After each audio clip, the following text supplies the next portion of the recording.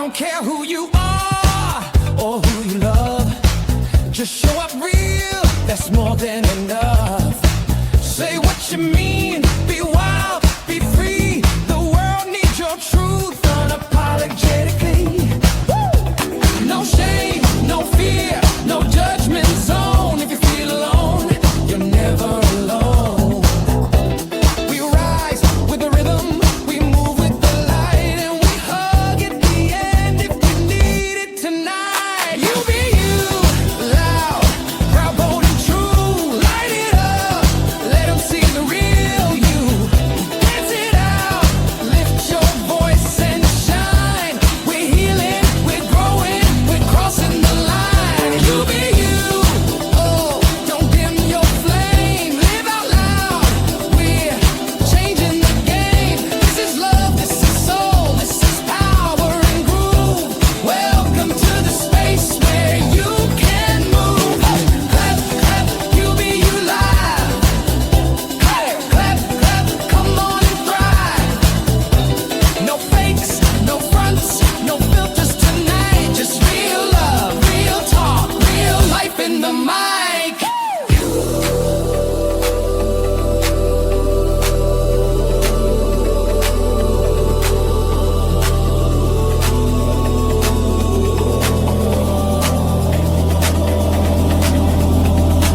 Focus in.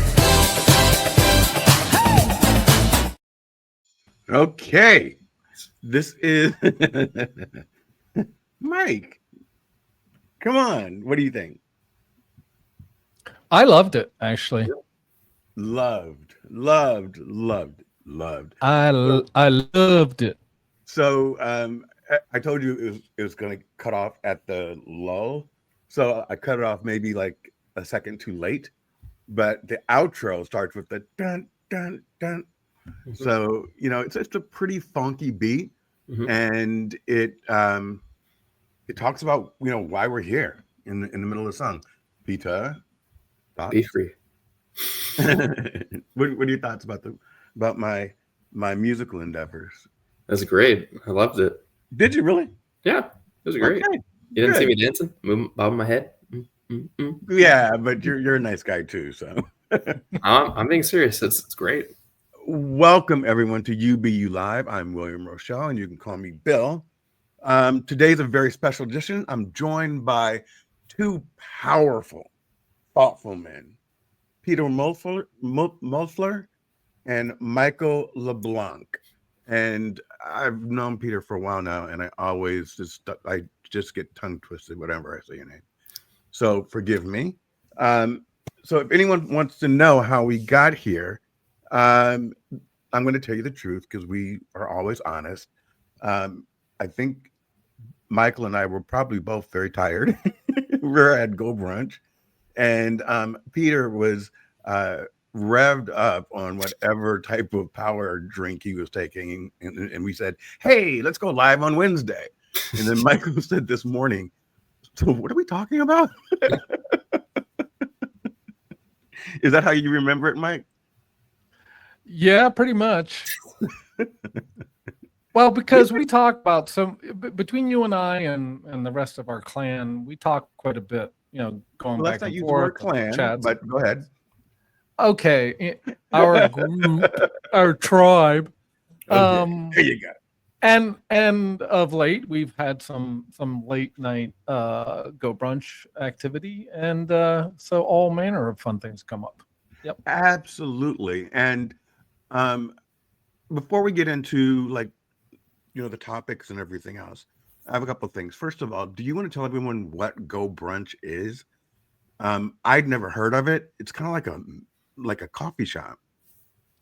Yeah, Go Brunch is Zoom on steroids, is what I call it, because it allows you to be immersive. So you can have mostly AI generated rooms. And then, in essence, a room can become anything that you can make in a website. So, including embeds, tools, calendars and calendars of events and such.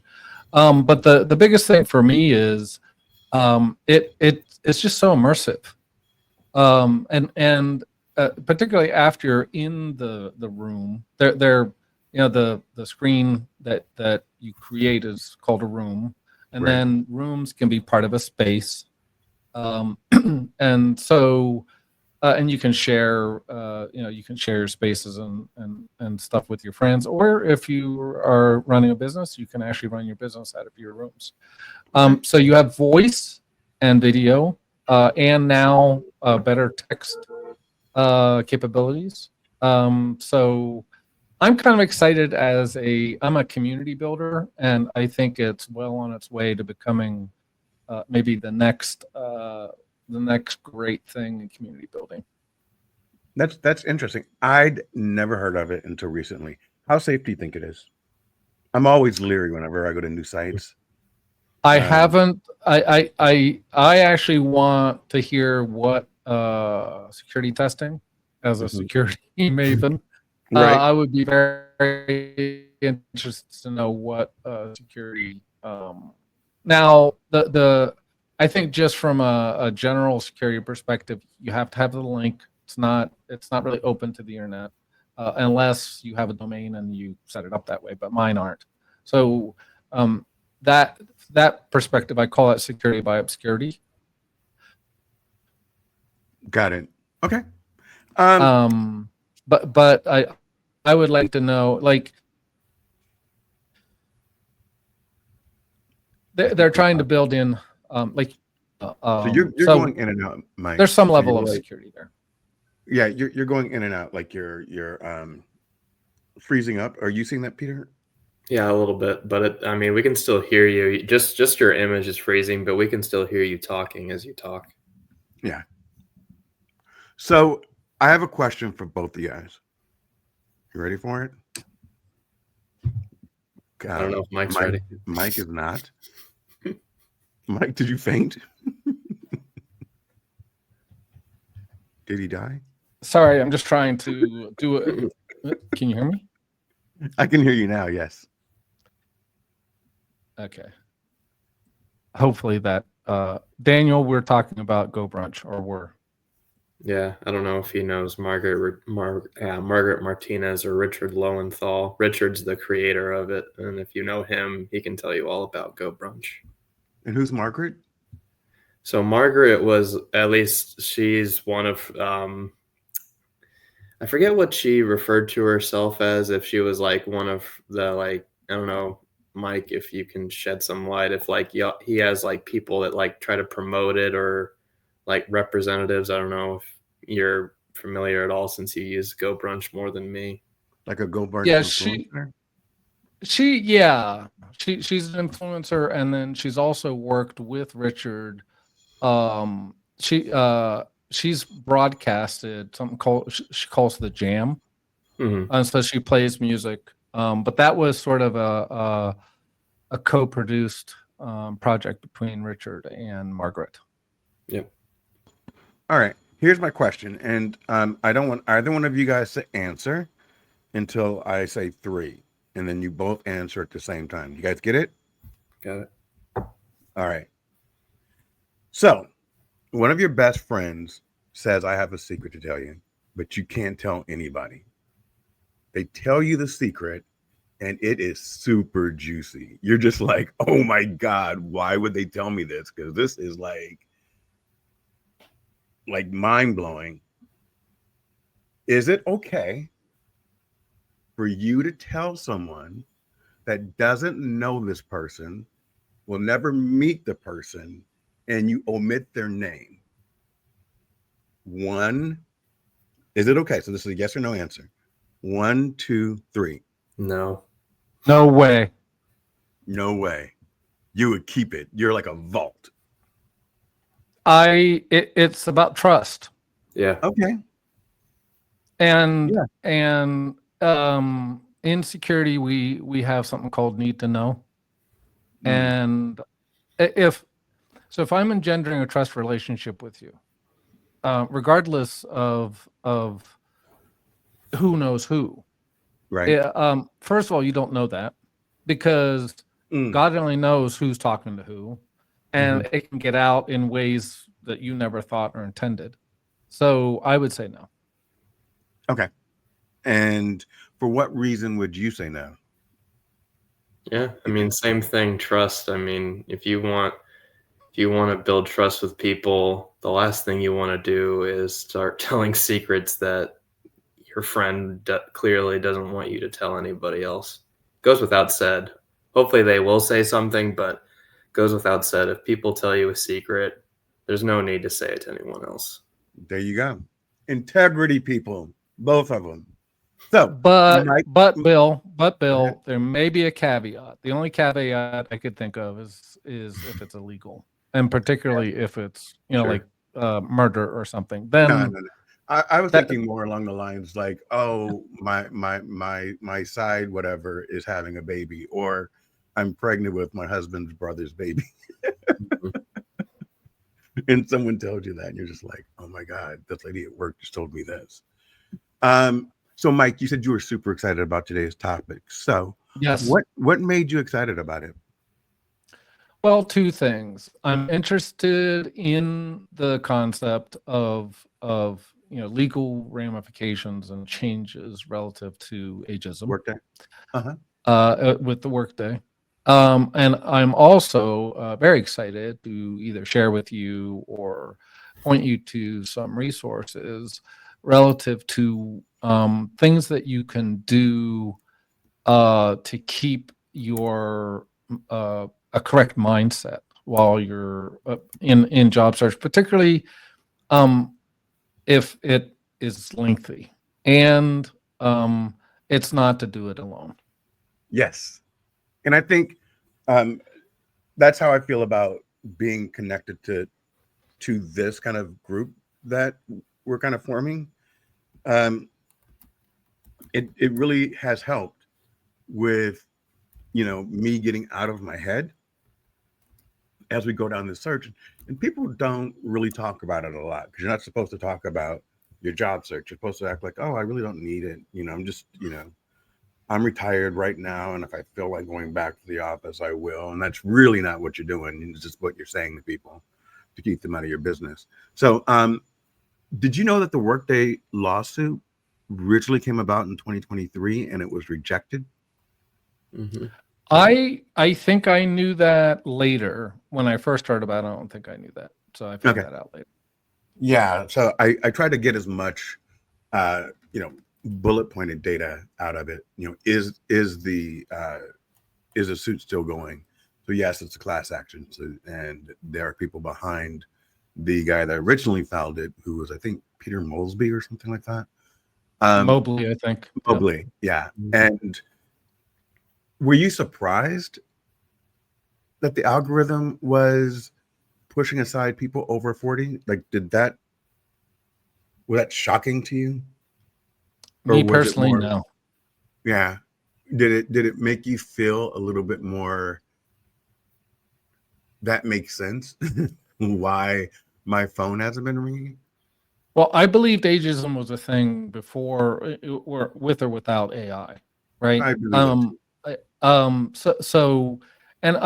if we have time, I want to talk a little bit about that relative to even society and how we treat our elders, and the loss of extended family, for instance. And I think this is kind of an extension of that, because I was brought up to always respect my elders, and I didn't necessarily have to agree with them, but I always respected them. Right. And I think, and we'll get to maybe towards the end of our conversation about intergenerational workplaces, but I just think it's really short-sighted. And I can understand some of the financial and so on reasons that corporations might be doing that, because generally older workers are going to be more expensive. But I just think that they're really missing out on a lot of talent, a lot of integrity. I tend to stay in jobs longer. So if you need someone that's going to be, a good resource that you're not going to have to worry about churn on, I'm your man. So I think there's quite a few things that might be getting missed in this almost race to the bottom, so to speak. Yeah, and it's assumptive that you would cost more. I mean, of course, you're going to cost more than someone straight out of college. I mean, yes, but to say it's going to cost 300,000 when you would go for 175, it's not fair. They're cutting you out of the box before even talking to you, because we all, we've all had our huge earning periods, and they differ, depending upon what stage of life we're in. So anyway, so what are you doing?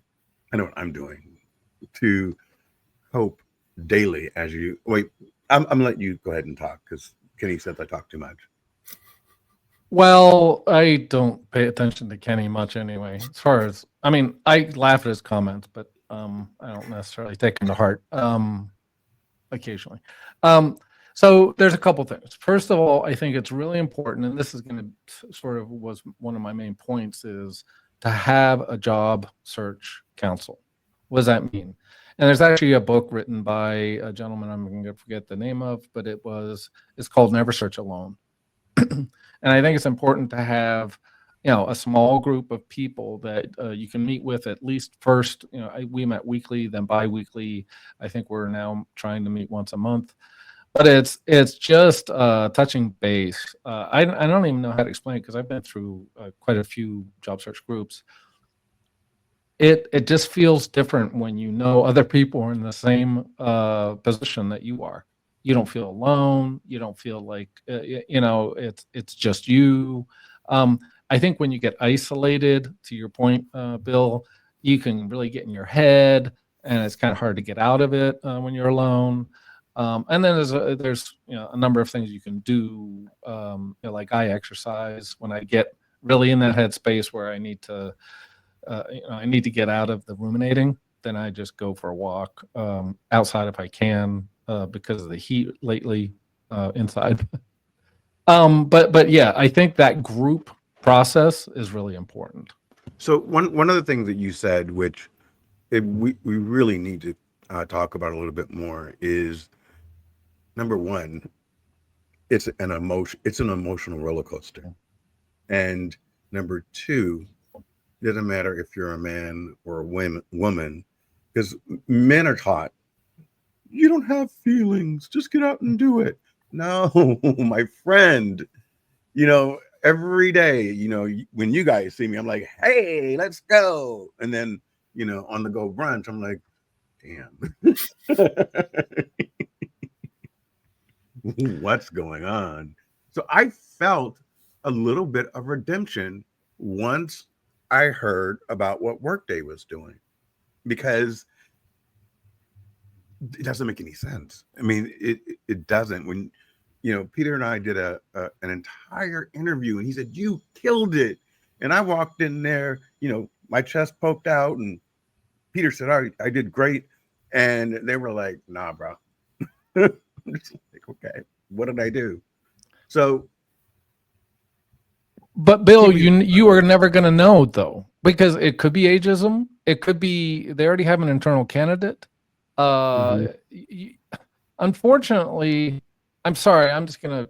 I hope I don't insult Peter, but I think that the job acquisition, the human resource acquisition process is broken beyond just AI and beyond just this lawsuit. And now that HR resources are getting terminated as well, so you have less human resource people trying to fill slots that are getting filled that are getting or attempted to get filled, and particularly like with the whole concept of the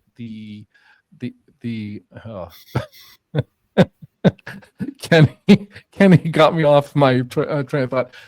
The ATS, that I think that they're weeding actual viable, probably better candidates in some cases, that are never being seen because of the ATS. Again, I'm disregarding for a second the AI thing, because before AI they had rule sets, some sort of rule sets that they were putting in, and at some point, and you would know this, Bill, in the hiring process, but at some point is like, did you get the best candidate possible in front of your hiring manager and your hiring team or not? And I would think, again, this is just my feeling, is that sometimes the best person isn't getting in front, because if I have an internal candidate, and we can talk about trust relationships and going around the ATS, but I really think that it's so. What are one of the things that we need to do as job seekers is to narrow that trust gap. So however we do that, do we have an internal contact? Do we need to network more? Do we need to find a way in, basically, to narrow that trust gap? But I just think the process, I hadn't looked for a job. This was about 8 years ago.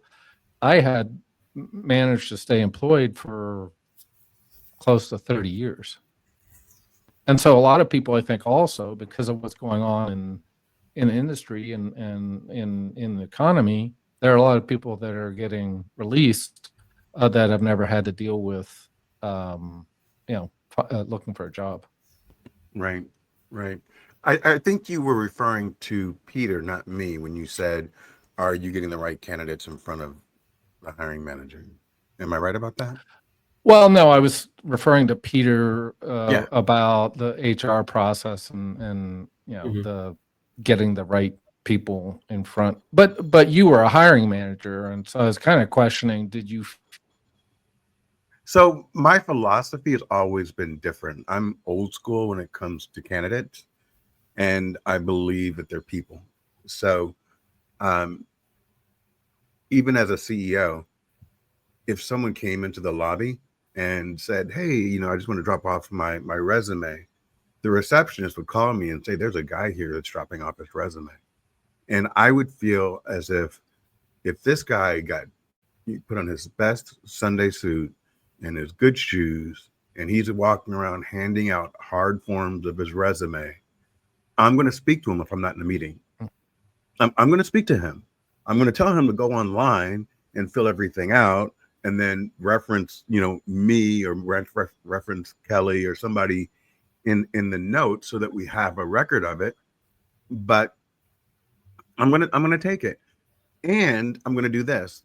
I will look at his resume and I will say, based on your resume, I don't have anything for you, but I'll send this over to some of the recruiters that I know, whether it be Apple One or Robert Half or, Account Temps or whatever.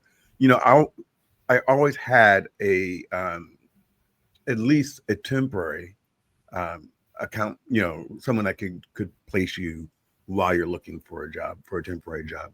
That doesn't work out for me myself. They're all like, why would we do that?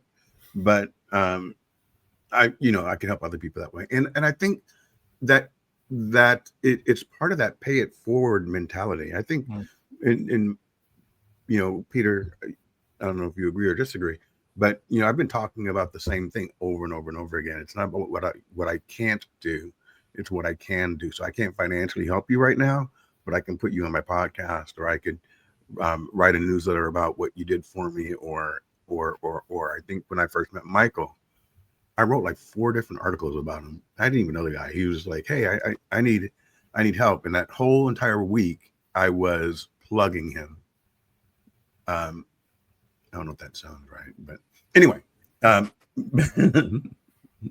audience, back to you. No, he gave me a boost, and it was much appreciated, Bill. Particularly because I'm just going to be straight with you. I haven't not necessarily had that happen in people that I maybe expect it from, like peers and associates and so forth. So it's actually very meaningful to me. Thank you. I appreciate that. Did we invite Jeremy up? Do you think he'll come? Maybe. I know if you invite Kenny up, he'll come up. Kenny's at work, isn't he? That's true. Well, actually, I think if Kenny told me right, he normally ends work at 3:00 unless I'm mistaken, because he does a 6 to 3 thing. Oh, I okay. believe that's what he told me before. So maybe he could actually come up. Let's he get him wanted on to. too. All right. So keeping your mind and keeping it positive while you're looking for a position. Michael, you already know what I'm doing. What are you doing? Well, I've actually I've been through a number of things. So I went through the Never Search Alone process, which is basically trying to get you to narrow what you can do. So you come up with what they call a candidate market fit. So you look at kind of what you want to do, and then what you can do, and then you actually reach out to recruiters and find out, what they're looking for. But I've pivoted again into a concept around the ICP, and really, I actually changed my LinkedIn profile. My Okay, so you have to go back. What is an yes. ICP? I always you remember what it is. Do I? Internal communication protocol? No, it's ideal client profile. Okay, gotcha. So what? Well, and you're like, well, what do you need to know that? That's normally a sales or marketing thing. I'm like, well, you are marketing yourself. So, and I found that helped me, including the use, believe it or not, of ChatGPT, because it understands what an ICP is. And I said, I'm looking in the MSP and cybersecurity boutique consulting realm. Can you give me an ICP? And it created one. And then I have, so when I'm writing articles now, well, it's always about cybersecurity, but I try to, narrow those a little bit into that space. And yeah, so that's been helpful to me. And then I'm very active on LinkedIn. I'm doing podcasts. I'm also doing mentoring, and we can talk about giving back. Well, Bill looks at his. No. The whole smartwatch thing is terrible because it dings, and then it's like Pavlov's dog. So I have to take it off, or I'm going to look at it. I'm sorry. Mhm. Go ahead. No worries. I just thought I thought I was going on a little long, so No, I'll not at all. Not at all. Go ahead. Well, and so I the mentoring and giving back really helps. And then just the idea when you're networking to give without any thought of getting. Yeah. I think just engenders a better networking interaction, basically. And to be honest, at this stage, it almost comes naturally to me because as you get older, you just want to be able to share. So Yeah, I agree with that. And how are you giving back? well, like I said, I'm mentoring. I'm doing presentations on cyber. But Okay. my mentorship mostly is people coming either pivoting from another well, actually most of them are students, so they're joining the workforce for the first time, but some number of them are pivoting from other jobs. So I just reposted a job that I would have liked for myself, but felt like it was in an area that I wouldn't want to be. And I felt kind of weird about it because I need a job, right? But I'm not right now ready to move. So I help by pushing things out there that I think someone else might want, even though it might be something that's good for me. But I'm not moving to San Antonio. I mean, it's not in my mind scope to move to San Antonio. So it's better to give it to someone who is in San Antonio that would love to be in San Antonio. Are you forwarding over things that you find that don't specifically like, they kind of suit, but they're not perfect? Well, I don't. The short answer is yes. I tend to do that in, like I'm in ISC two, which is in New Jersey, so I tend to do that locally. But the other thing I do on LinkedIn is I repost for reach. Not even necessarily jobs that I Right. have, but other jobs. And actually, my highest impression post is actually a repost for reach. Yeah, I do that all the time as well. Peter, Yep. so how is your job search going? And I want to keep it positive, but I also want Sure. I want to be honest, right? So how's it going for you? Sure. I mean, ups and downs. I am still getting interviews. I mean, I interviewed with Southwest this week, Southwest Airlines this week, and Good. then I also interviewed with a local company to me in Hazlitt that I'd be recruiting for field positions like HVAC and plumbing people. And then I also interviewed at a place called First Cash, which is a nationwide pawn store retailer. So getting positive movement. So not nothing in my pipeline, but it is something, and still technically in consideration for an opportunity with Microsoft, and another with Bell Flight. So have a couple things going.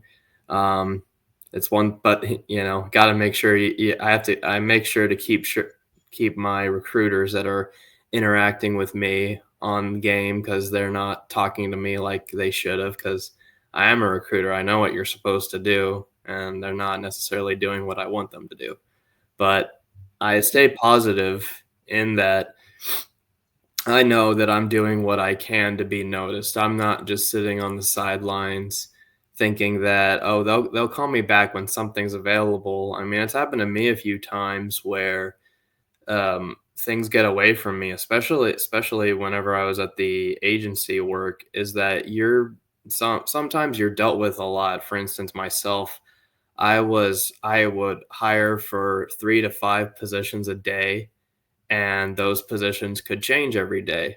So somebody that I could have needed to speak to about something, I could have forgotten about it because I'm supposed to push to these other jobs, and my manager gets after me because they're saying, "Well, why don't you put as much effort into this?" Well, because I had to talk to a candidate about a position that I was doing a couple days ago. I'm not just going to leave them in the dark. Right. So I have at least that perspective, in that some of these recruiters, I'll give them the benefit of the doubt that it's bandwidth, that they just truly have so much on their plate that they don't have the physical time to do what they should be doing, which is why I'm in the push for. That's why you need to hire more recruiters, more HR, so you have the proper bandwidth. That way that you can scroll through LinkedIn and you can see so many negative stories about recruiters or HR not reaching out to people. They're digging a hole for themselves because they don't hire enough people to have that bandwidth to bring somebody. And so that's why I want to, try to put a positive spin in saying that's why companies need to be hiring people, is because and especially whenever companies, like we're in the age where people are trying to replace AI for certain positions. Some people can work with it, some don't.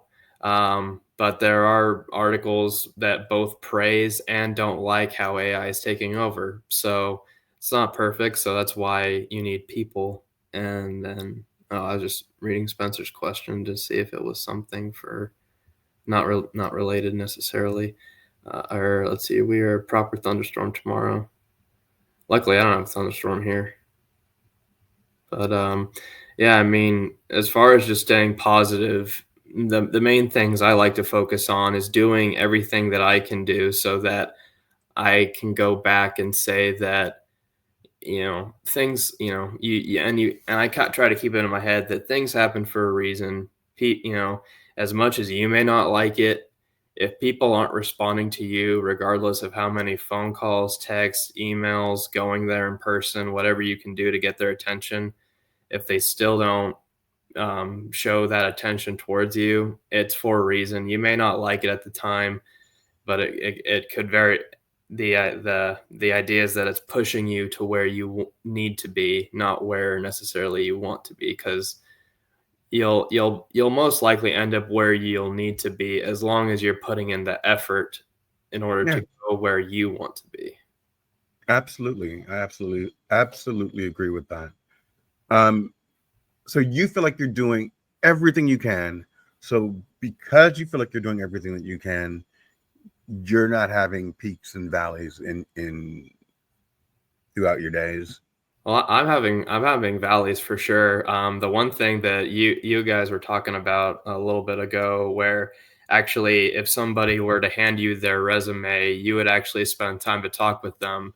Yeah, And I remember, and especially during my last time where I was unemployed, I'm thinking, I'm ready to really just go to all these places because I can just show up to there and give them my resume. And then people are like, no, don't do that. That's way too pushy. So that's the one thing I didn't do. At the time, though, I was ready to do it because especially places that I was in talking to, and I had been reaching out to them for weeks and weeks and weeks. And these are people that had actually interviewed me, not applications, but either we had a phone, video, or in-person interview. They had ghosted me for multiple weeks after me calling, texting, emailing them for an update. Because part of what I do in my conversations when I'm interacting with recruiters, something I try to push for myself when I do it, is that what are the next steps? When do I expect to hear back from you? And hold recruiters to that. If they don't do it, you have, in my opinion, if recruiters don't follow through with what they say they're going to do, don't feel bad about reaching out to them because they said they're going to do something. It's not terrible to try to hold them to that standard that they try to set for themselves. So when I, what's interesting about that, and I was trying to find it just now, Mhm, is I had someone reach out to me directly mhm, about a confidential search, mhm, and there was a link, to look at the job description, all mhm, this other stuff.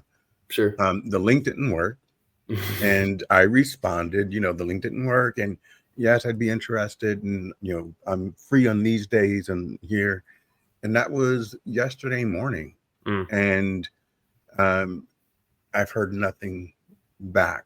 sure. Um, and it's a company that is in line with my own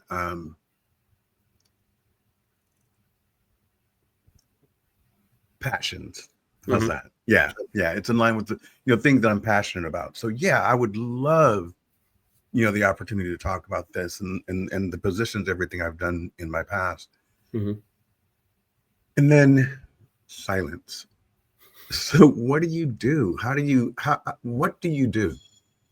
And remember, So, the position's confidential, mhm, so I can't just call up to the company. mhm, Um, and the shareable link didn't work. So mhm, then I don't know if you guys recognize this, but that I don't click links and I don't do anything like that. So mhm, when the link didn't work, I'm like, oh, is this a real person? But mhm. the profile says that they work for the company. So what do you do? Sure. Yeah. So I've had those things too come up where people reach out to me.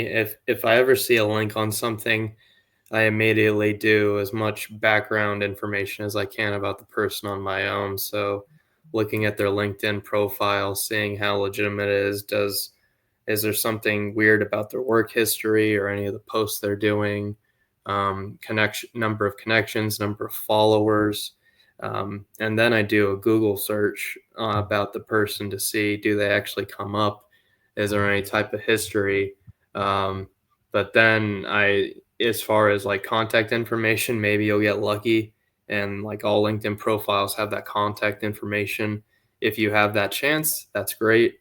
Most people don't, but if you do get lucky, that's a good way. But then there's also if you like if there's a position that like you really want to push, you know, I haven't actually gone through with it, but part of research is that if you type someone's name in, you are given these sites that supposedly they have your phone number, your address, emails. If you've ever entered anything on the internet, supposedly these sites have it. You have to pay for it, of course. I've never tried it. If you sometimes some sites would give you some stuff for free. Like for instance, I actually did go. Like people reached out to me for a Walmart opportunity. So I did a little bit of my research. I was able to get like some free credits on Zoom Info, and then I was able to find at least their work emails that I could email. And so that, you know, when I wasn't getting responses from them on LinkedIn, at least I found their work email, so I could actually email them, and they actually responded. But I mean, if after you do all that, checking their legitimacy and everything seems to be okay, and if they just don't respond back to you, I just take it as it's their own fault. I mean, if they're actually some legitimate person and you respond back and they don't, you know, there's only so much you can do. And of course, even though in that situation, even if it is confidential, I personally would still reach out to the company, because if this is actually a scam, then it's actually not too bad of an idea to let them know that, hey, someone's scamming me, saying that they work for you guys. They sent me a link for a job at your company. It's not working. I feel like this could be a scam, so I just want to let you know that this profile sent me this information. They're saying that they're a part of your company, could be very well tarnishing your name, so that if all else fails, you can just let the company know what's going on, and maybe they can push something. Maybe they can get after this person to do their job. Maybe it's actually a scam, and you can just forget about it from there. So it's interesting because I thought, Michael, you know, I know the company name, right? Auto dialers, I know the person's name. You know, call the company. Most people don't have receptionists anymore. You punch in the last name, and you punch in the first name, and then it just rings their extension, and you leave a very professional voicemail. What do you think about that? Is that intrusive? See, I would never do what Peter said, which was find their home phone number and their address and, you know, the other stuff. But, you know, sometimes emails get lost. Sometimes it doesn't go in the right email box. So maybe my 2 replies just didn't make it to where it's supposed to be. So would you attempt a call, and if you attempted a call, would you leave a voicemail? I'm going to answer it a little bit differently, and I'm going to be very specific about how I would go about this.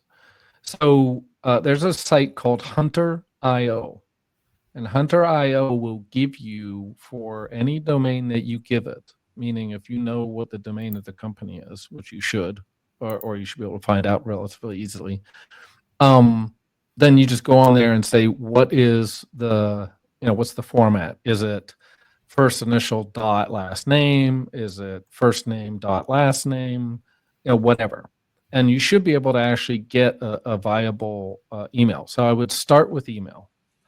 And in Peter's case, I want to sort of think up with Peter, because I think this is absolutely worth mentioning, is there's a lot of scamming going on LinkedIn.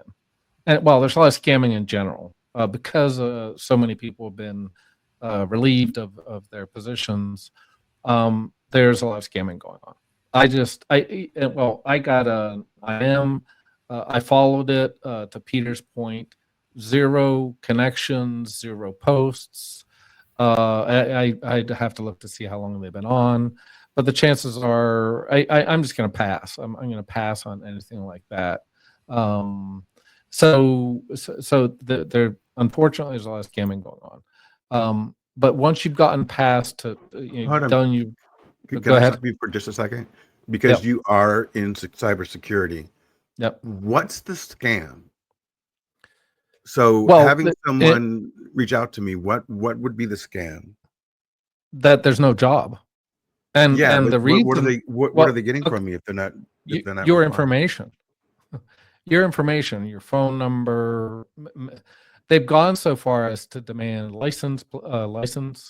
driver's licenses, for verification. I will not give out my driver's license or my social security until, in essence, I've been hired, and I Yeah, have to yeah, I fill wouldn't either. out onboarding. But people again, Bill, when your runway is short, right, and you don't have a lot of money, yeah, unfortunately, there's a lot of scammers out there that can take advantage of that. So they're But if scraping you don't for have, data. but if you don't have a lot of money, what are they getting? Because they're Well, your going after information. unemployed Uh, people. the- So yeah, but they're you getting know, your information and then they're okay, reselling it, right? okay, And then the other thing, to your point, um, there's very sophisticated scammers that actually have you believe that you've been hired. They say that they're going to, I'm trying to remember exactly how this works, but that they're going to put money in your account. You use that money to buy um, stuff. buy stuff, buy like a laptop, and then it turns out that that's a fraudulent money transfer or something. So there's Yeah, some very sophisticated scamming going on as well. But even just to your point, Bill, and you were like, "What was the deal?" And they got some of my information. It's like, yeah, I don't want to give out any of my information that I don't need to. And again, if you haven't seen it, you will. That a lot of times they're going to be asking for social security numbers or driver's licenses, yeah, and they can use that, sell it, resell it. The other thing that I've actually been hit with a fair amount, I do not give my personal cell phone number out. I have a Google Google number, number. and I Yeah, highly recommend people do that. And then you just forward that call to your cell phone, so it acts like like a proxy. Highly recommend doing that. But even though I haven't given it out, I'm still getting scams for jobs. Like, we have a job for you. I'm like, you don't have a job for me because I don't accept it on this channel. yeah, The only channel I accept stuff on is either LinkedIn or the email that I use for job search. That's it. got it. Um, yeah, my email addresses, everything on my resume is even different than what's on LinkedIn. Only because I know that if someone emails me for a position, it's something that I've applied for. If it comes through my email associated with my LinkedIn, I can still respond to it, but I know that if it comes through the other account, which is only about jobs, it's most likely something that I've applied for because it's not a public email address. Does that make sense? Yep. I have I'm what good. I have what I call throwaway accounts. Like when I do shopping or whatever, they require Right. they require you to give an email. So I just have a throwaway account that I use for that. Yeah, same thing. Yeah. Same thing. So Jeremy, are you going to come up? Just asking for a friend. Let me see. I had a couple of different things. So right now, Workday has 40 people who applied, applicants 40 plus who applied on their AI platform were denied employment recommendations since 2020. So that's 5 years of rejection of people over 40. What do we do? Are you going to join the lawsuit? I'm not litigious, so I'm not. But what do you do? Well, my problem is I don't know how many of my applications went through Workday. I mean, I know some of them did, but Yeah, how do I know? How do I know that those my other applications that I applied to didn't get funneled to behind the scenes to Workday and then get thrown out? I don't know. And I think Bill, I think the other thing that's important is the bigger idea is important, and that is ageism. And it'll be interesting to see, because there's it's not just the Workday. There's another class action that's under. I'm gonna forget the name of it. I can never get this right.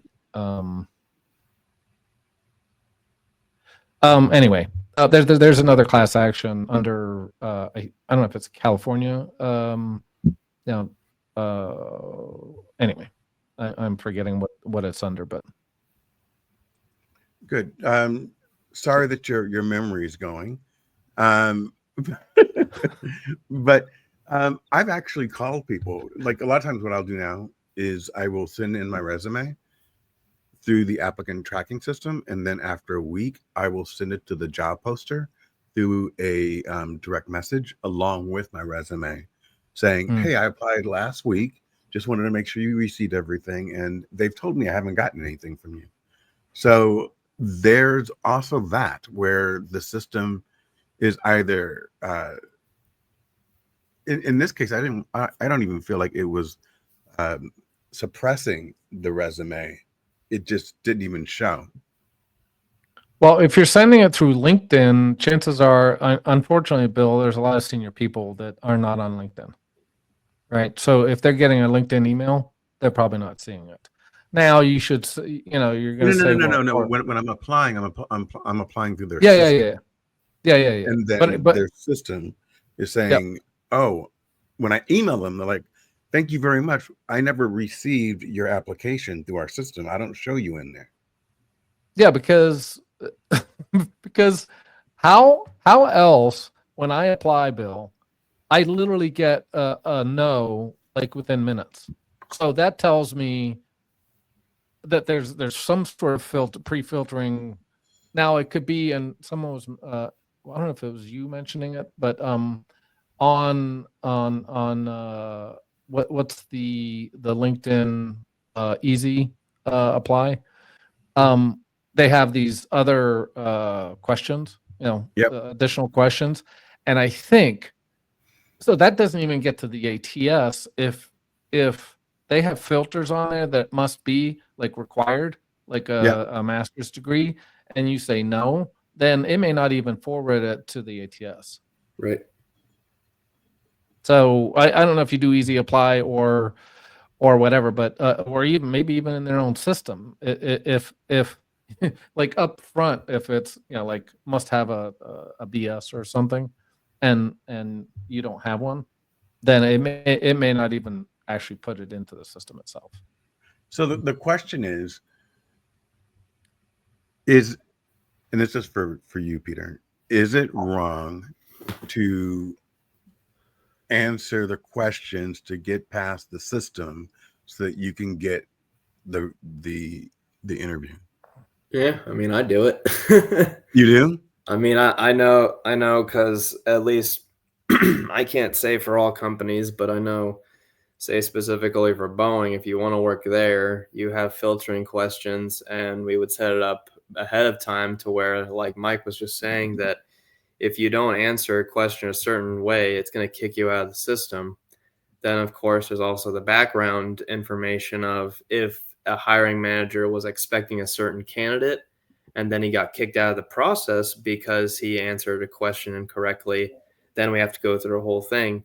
But in general, whenever I was posting a job there, if you don't answer the questions the way we want you to, it's going to automatically kick you out of the process. So it won't show up to the recruiter. I mean, it shows up in a declined list, and we can look back at that if we want to, but most likely we're not going to unless we're told otherwise, especially if you don't have the bandwidth to do so. So you, I'm going to push this to Mike, okay? So, because I don't want to put you in the spot as a recruiter. So, Mike, what do you think? I won't for a couple different. I'm not saying change your resume.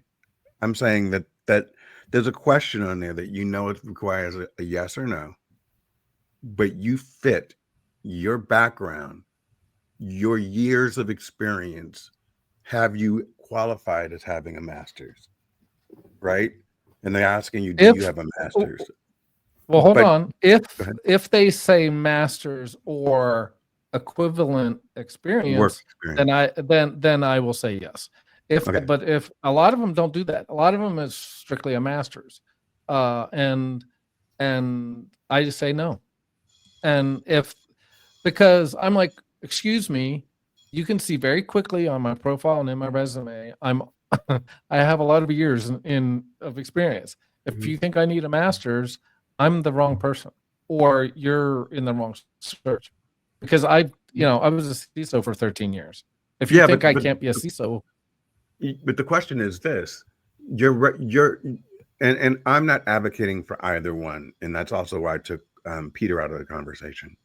But the question is, they're not going to ever see your resume or your profile Mhm. because the system is set up that if you don't have X, it's going to kick you out. And so, in order to even get in front of somebody, you need to choose something that's going to bypass the system and route you in. And you're I'm saying, bypassing the system, Bill. So I'm okay, going to reach out to Jeremy. Jeremy knows Peter. Peter and Jeremy have a trust relationship. got it. So I know Jeremy. Jeremy, I'm gonna say, Jeremy, buddy, I want to get into Peter's that position that Peter's hiring for. And because Jeremy's I'm screwed.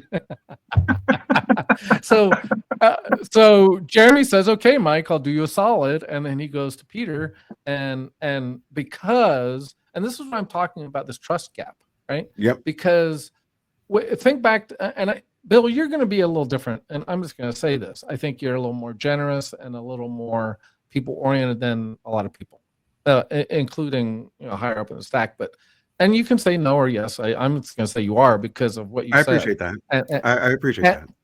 and I mean, just what you said today about, a guy comes in, hasn't, done the application on the website, but he walks in, you're going to give him a shot, right? So I think so the way I'm going to attack this is to do it differently. I'm actually going to try to find a connection in that company. And it might be a cold call, it might, or a LinkedIn warm. I'll look. I call it stealth networking. So I'll look to see if there's anyone I know, or maybe third degree or fourth degree of separation, and see if I can work something that way. Because I just don't think I think the system's broken. I think the ATSs are not giving the hiring managers the best candidates. I agree with that. Jeremy, what do you think? They're biased. They're biased because they paid all that money to put that program together to do one specific job, to get rid of all the BS that is involved in hiring to begin with, which is all the hot points, all the quick points, and what would take you probably forever and a day. It's going to go, well, if you really want this candidate, here's the highlight reel, here's this, here's that, next. Yeah. But I wanted to jump in some real quick because I had to leave and I had to come back in. You guys are referring to getting BS job offers and them stealing information. I will share that. I'm not going to disclose the company. I'm not 100% as to whether to this day if it was legitimate or BS or just a spying call or whatever it might be. But it's highly interested in solar because I love light, and that's my thing. Everything and anything that makes energy or contains energy, I'm on it. But this company goes, yeah, we'd be interested in hiring you, set you up for an interview and whatnot. Got my information. They sent it into LinkedIn, right? Yep. I did my interview on LinkedIn and all that. And then all of a sudden they came back and told me that they asked me one specific question. Are you intending to go any further with your investment? I'm like, it's just in my head and on paper. I haven't built anything yet. Yeah. I said, but to lie to you and say that I'm not going to at some point in the future will be a lie, and I won't lie to you, even if it requires me losing this job. And she's like, yeah, due to the conflict of interest with the fact that you might be advancing yourself beyond what we're doing here at this company, or you're coming in to spy, is what I thought. I'm like, did I shoot myself, or was that bullshit? I think it was bullshit to start with, because when I fact checked it outside of LinkedIn, yeah, they were hiring, but none of the positions I ever seen got filled. Yeah. Like, you know how they just stay open. So Yeah. then, like, They have like I don't 6,000 resumes. yeah, you can well, I see don't it. understand. But You get what Jeremy, I'm you're saying, right? Yeah. but Jeremy, you're in a bit of a unique situation. If you have a pending invention, you're a target anyway. Forget the job thing. I mean, to me anyway. But all I gotta say is there's a lot of scamming going on. There's just tons of scamming going on. What about, unfortunately. do you guys, And I apologize. I was going to ask, do you get, I get these things from Boardsy once in a while. I'll get these other board position jobs once in a while. I'll get, serve on this, you know. I don't want to waste my time interviewing for nothing. And Yeah. if you're just trying to send out extensive email lists to see who bites, so you have people to interview because you have to fulfill a certain quota, whatever it might be, it turned me completely off from any board position as a result. I mean, not I'm just saying through Not that. any, but yeah. Yeah, you get what I'm saying. So it's like, I want the damn opportunity, but you're throwing me bullshit. Yeah. And Yes. I'm not paying for that. Not with my Yeah. fucking time, and not with my money, and certainly not with my friend's money. Yeah. Absolutely. Absolutely. So, I'm done. Jeremy, you have an invention? I got lots. You've got lots. So don't forget about me, man. I need a job. So when they come through, Can I share a secret with you guys? That's not a secret. well, you're public, right? Yeah, I don't give a damn because it's already public. So since I was 4, I was obsessed with light. When I was 17, I created an invention that would look not similar, identical, but better than what DARPA is doing, which is trying to use the sun, transfer that power from the sun via laser, zim it down to Earth into a substation, which then redirects that power into a useful form to then go ahead and send it all either wirelessly or whatever. I'm just going to say my idea was to do that all by laser. All by laser. No grids, no wires. We're talking just like fiber optics to the computer. It's no different from space. That's been my idea since, shit, I don't know, since the first time I put my hands on one of those really cool fiber optic light things. Yeah. I used to spin around in different colors, a little fan. Yeah. When I seen that the first time, I was like, goosebumps, telling you guys, sorry. That's how excited I get. So my brain went crazy. I didn't, because when I was in Colorado, I talked to effing much to a bunch of people who had money, probably didn't like what I was talking about because, well, they were on the cusp of coming out with it publicly. Yeah, and so like, I didn't know that all these people were competing for the same crap. And I'm over here just talking on LinkedIn, right? Just getting people excited, but not really being forthcoming. And now I'm seeing like all my stuff come out. It's like 30 years, some of them, and 20 years. Like I know the dates for specific inventions that I've drawn, but they're just ideas on paper, like a lot of them, because who the hell has time to invent thousands of things? So what I do is like a computer. I make a little picture box and I refer back to that picture, and that picture is my whole entire invention. It doesn't have to be the whole invention. It's just a little fragment that goes, oh yeah, there it is. Are you a savant? Ooh. I'm starting to think not, but with inventions and ideas, I'm gonna say the Rain Man. No bullshit. Because you're talking about 30 years. So 30 years ago, you were like 10, right? Yeah. So well, that longer, huh? longer than that. I'll be 44, but it's close enough. It doesn't Close matter. enough. Yeah. And you've already, you had these drawings at 14 of Mhm.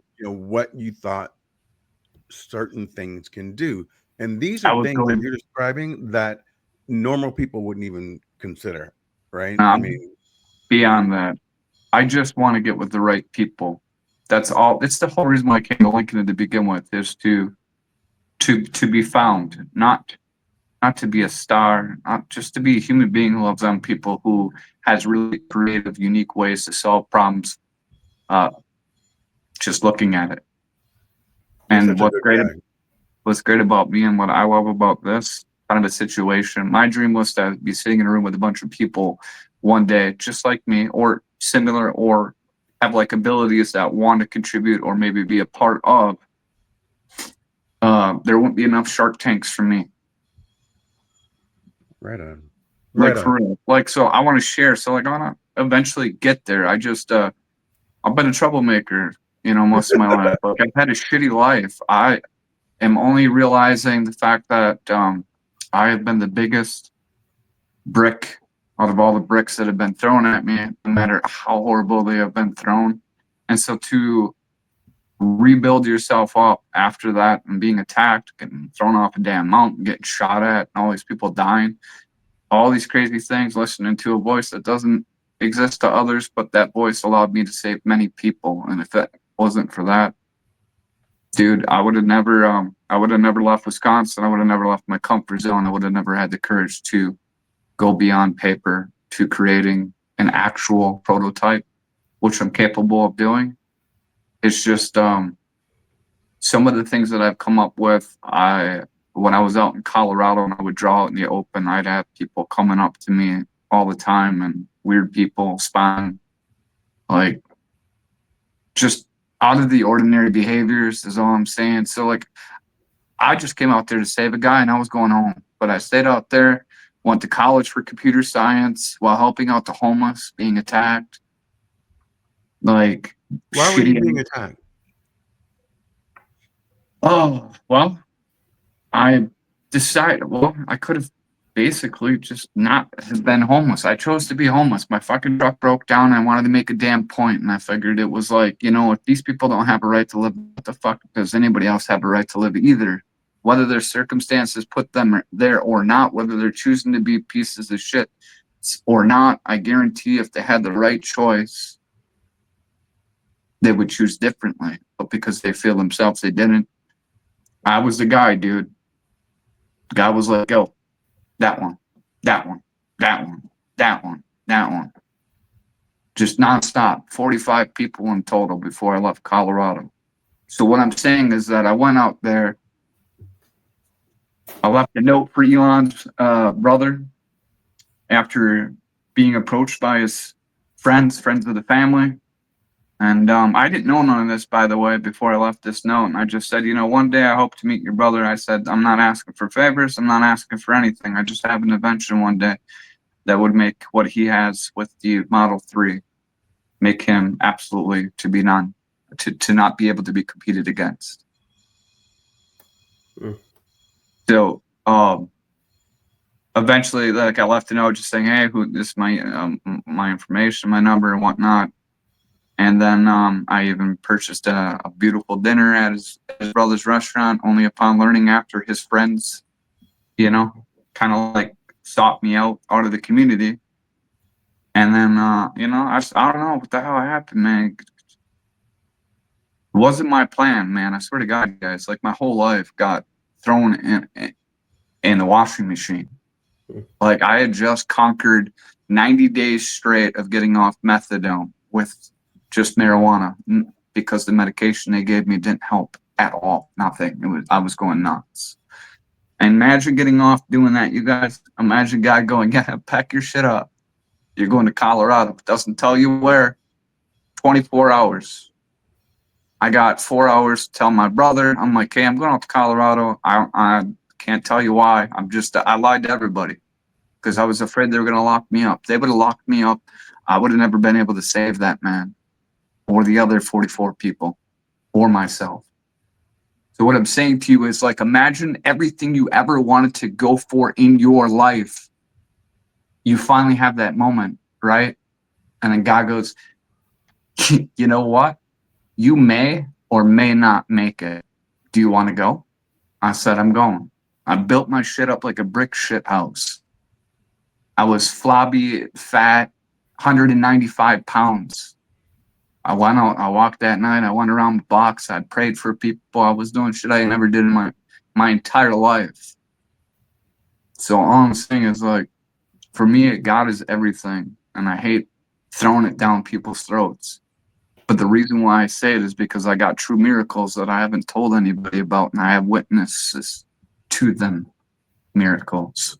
And so for me, nothing has been more of a miracle than what God put me through that time, because I could have thrown in the towel and wanted to with everything, dude. Like, you'll never know what it's like to be a voluntary homeless person and being treated like you are a homeless person, and then give you no nothing. Like, I don't know, it's just weird. I couldn't tell anybody why I was there.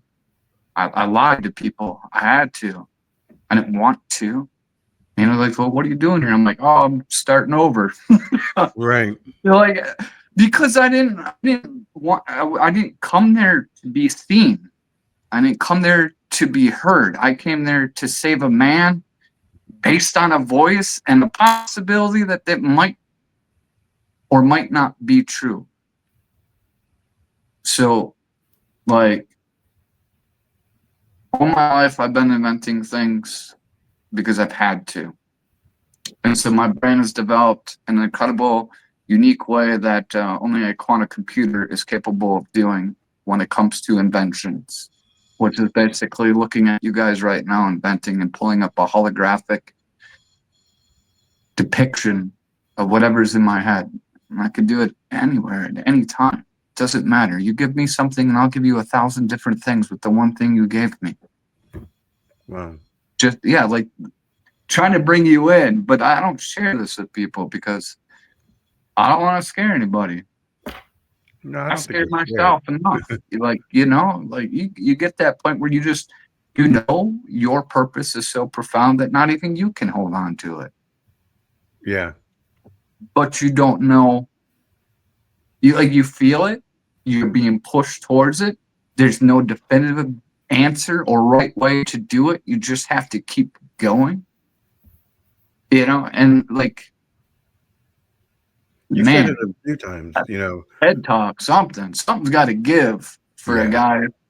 I mean, I could do the dapper part. I could be professional. I don't have to be a smart ass. I don't have to be comical. I could just be myself, and I'm all those things naturally. Yeah. Yeah, you are But you just get my naturally. point. Yeah, I do. Sorry, I got on a way tangent, dude. Holy fucking personal. TMI. No. It's, first of all, for the four of us, I don't think there's anything that you can say that is too personal. Needs to be a butterfly. That and you know, you guys are hearing, you know, out there conversations that we may do in Go Brunch, but you know, that's the purpose of this community. And you know, this conversation is one of the reasons why I want to do what I do, which is sharing that you've gone through hell and you've come out on the other side. Better. And you speak positivity into my life because you've done it before.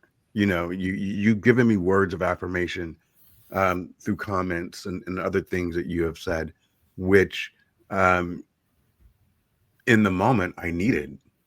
I absolutely needed. So for me, there's nothing too personal you can share. And I'm going to, you know, push over to Michael and Peter. We cut off. I'm so sorry, guys. No. You're not getting cut off. No, to respond to you. Stop teasing. Jeremy, first of all, I have a few ideas I want to talk to you offline about. I do think there are forces at play that are, including in the patent office, and this isn't this isn't conspiracy theory stuff. This is actual stuff. I mean, we Right. already know if you follow any of this stuff around, there's multiple inventors that have come up with better energy sources and so on. So I want to talk to you offline about that. But Right. in general, I'm right there with you in what you've gone through. And one of my life verses of late is, and there's a biblical, parallel to it, but it's life doesn't happen for you, to you, it happens for you. Well, what do I mean? Well, when you're going through trauma or you're going through whatever that you went out on faith that you were going to help someone, and then you see the adverse reactions that you're getting from the public or whoever, it gives you empathy, right? And so the trauma that I've gone through in my life, I believe I went through to give me empathy, and I think empathy is important in our crazy world. So I'm right there with you, buddy. And I also think, Jeremy, one of the things we spoke about earlier is, as men, we have 5 men here. We don't often talk about the perils that we've gone through. We keep those war wounds to ourselves. And right now, I am on my journey of healing, which is why I am so open to sharing my life and sharing what I've gone through, and not being ashamed of who I was or who I am. It's hard to be authentically you, but it's Okay. beautiful to be authentically you. Hey, Kenny. I was gonna say it at some point. So, like, I don't like to go back and forth with God, but I'm telling you guys 100% the truth. Like, I'll look anybody in the eyes all day long and never change my story. So he has absolutely profoundly changed my life to the point where I don't recognize my old life. And so it is so hard to accept as a human being that I was capable of such failure. Like, and not failure in the sense of like doing things that I would never do today. And, never doing them today, and why could I have never done them before? And so you would get caught up in the sense of like, man, I helped all these people, but I did all this stuff. I got myself in trouble. But through all that stuff, I was always helping people, always putting myself in positions to save people who couldn't save themselves. And so, like, I'll share, I did time for something I didn't do because I seen that the individual was going to hang himself before he ever even cuffs ever got on his hands. I never told him. And here's why I believe these things to be true, which is the reason why I've done some of the things that I've done that I wish I haven't done to save the people I did. But God saved me, and he didn't ask me anything. And so I only responded. And I responded because I had wished I was aware that God was saving me when I was feeling like nobody was saving me.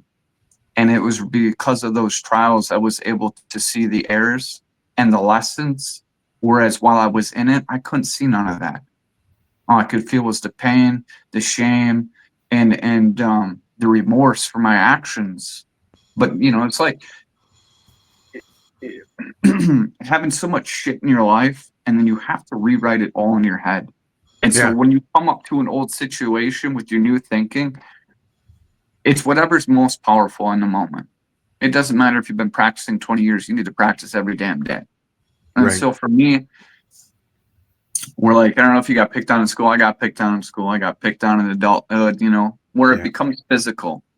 Your necessary need to respond because you want to also be aggressive back makes you just like the same person. So you're not doing nothing for yourself or them. Eventually you are going to make it worse. So like in moments like that, so it's like maturity, you know, but these things could have been taught and demonstrated in a way where a guy could have bypassed all the bullshit, and I could have been where Elon is right now. And I feel comfortable saying that with 100% conviction, because if I wasn't in prison in 2007, or sorry, locked up 2007 through 2011, I would be where Elon is right now. Not in rockets, but most definitely in cars, renewable energy. Like I got things that I'm watching that I've created come out through other people, and knowing that you're right, and knowing that like God is like, you have this power, you can do this, but I know it sucks for you to have to sacrifice what you want, but this is what I need you to do. And so, and then, you know, you got your life, and you're going, well, shit, this looks like nothing I wanted to do. But trusting that, but also having the ability to go either way and change your destiny in a moment in the hands of the right kind of a person. Right. And it's not money for me. Money doesn't motivate me. I'm more excited about what I can do with the things I can create that will not only just generate more money, but people can use it. It's not just, you know, like I could go on for days, you guys. I'm just going to tell you that everything that's happening right now is not a surprise to me, because if I don't come up with it, God usually shows me. And so either they got me hooked up to some fucking shit, or I am who I am. I'm not God. Just a human being, by the way. Mm-hmm. But everything he's told me has come true. Everything he showed me has come true. Everything he told me to do, it was never a lie. And everything that I didn't respond to cost me more than it would have cost me to respond. And so this is why I act while others are like, I don't know. It's automatic with me. Just like it was in Colorado.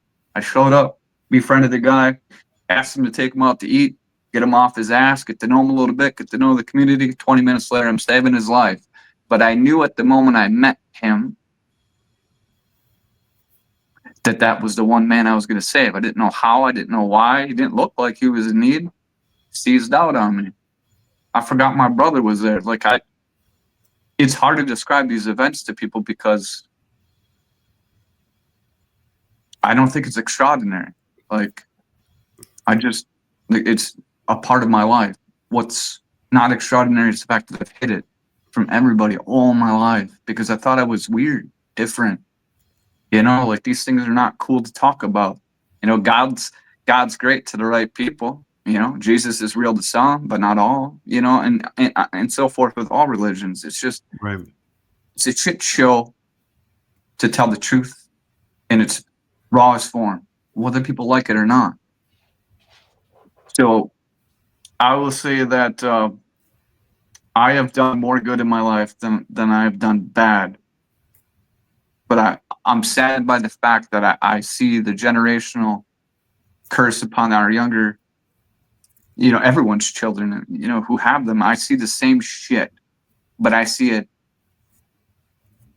escalated in a way where it's with the time. Like the shit fits the time.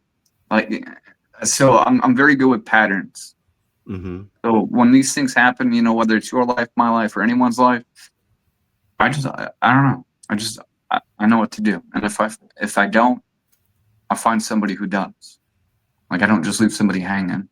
Yeah. Unless I think that, you know, you get it. Yeah. You could tell real from real and bullshit from bullshit. So yeah. For me, most of my life, I've had to avoid people because unfortunately it's taken me a long time to come out of what had happened to me. And then like I started my business and then I got shot at a month later, you know, like, so I'm not out here, you guys. I'm not out here selling drugs. I'm not out here committing crimes. I'm not hanging out with felons. I'm not doing bad shit. I don't go out to the damn bars. I go out once in a while and listen to some music. I stay in my house. I go to the park. And once in a while, I get to go to the chiropractor and go get stuff to eat because I've been trying to keep myself safe because whoever and whatever obviously didn't care so much the fact that They made it obvious. And so I don't know, to this day, you guys, I don't feel like I get to be me. I don't feel like I get to be me because of all the shit I did in the past, and people won't drop the past to let me have my future, so I can give them a better future than I gave them in the past. Do you get it? So I it's get like, it. I how would you 100% get it. But if you were Elon, one sec, if you were Elon and you had all the money in the world, and would you keep it to yourself or would you give it to everyone? I would give it to everyone. Knowing, yeah, why? Because you know you can make more, Yeah. right? Yeah. And I don't need that's another the end yacht. of the story for me. Yeah. I don't need another yacht. But I do need to say this. Yeah.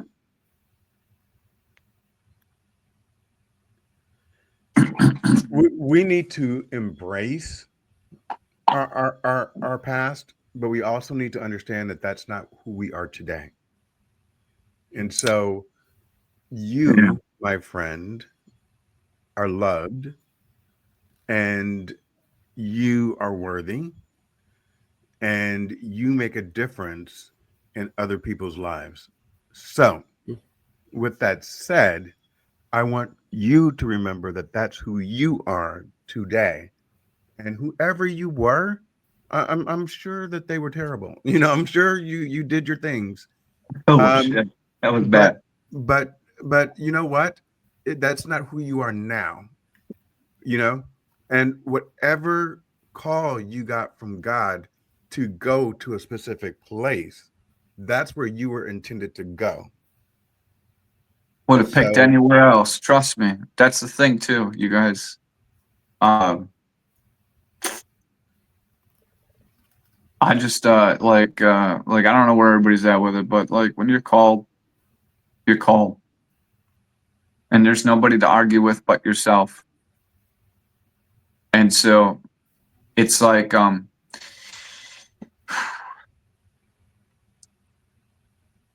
will never not answer. Even if it's like my life. Because going out there, that was my life. And all the things that I endured out there, that was my life. But I do it because I want people to realize that one person can change the world. But it's a whole lot easier when we're doing it together. Yep. Than doing it by ourselves, because I'd hate to say it, I never believed in the power of people, because I have been the only person in my world to keep me afloat before I ever realized that I had a friend. And I say friend because whether I might have been aware or not aware, I'm well aware of everything, for the ability to go back. I remember every person I've helped, every person I've heard. Like I have a movie screen in my head, and I can rewind the tape at any time, fast forward. So it's not the past that holds me back. It's sometimes the memories. The memories that's PTSD. I mean, yeah, that's the only thing for me. Swear to God. And so it is getting better, good. but it's been hell. Good. It's We been all have hell. our triggers, my friend. We all have our triggers. I just want to get us on to getting better so we all can sit back and enjoy our 9 to 5 without having to work our asses off so much. Like that's like, is there anything wrong with wanting to be rich? So rich that if your friends are not rich, you can make them rich and keep them rich. And so that way they can just keep spreading that along with love and unity and, you know, like Right now, they're gonna make me start a GoFundMe. You can be rich without money. Well, I consider myself rich. Oh no, why do you do this to me? Let me finish. I consider myself rich, not in money, but in all the things that money has never provided for me, and nothing I could buy with it that would make me feel anything different than what I feel right now, which is grateful to be alive. Jeremy, there's a dude that's coming back that's going to change how the world works. Until that happens, I'm going to focus on what I can change. And Ditto. that's myself, my family, my friends, anyone that I come in contact with. We're a lot more connected than we think.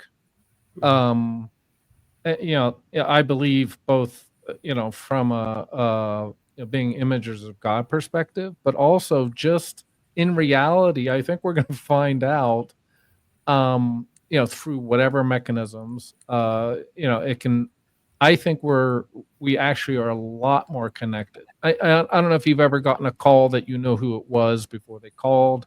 Again, you can call it woo, you can call it whatever you want, but I think that we've lost something in this rush towards staring at our phones all day and doom scrolling or whatever, staring at the TV and getting brainwashed. So, what you just talked about, impacting other people's lives, to me, relationship is our telos, whether it's with a transcendent or whether it's with other people. That is what we're here for.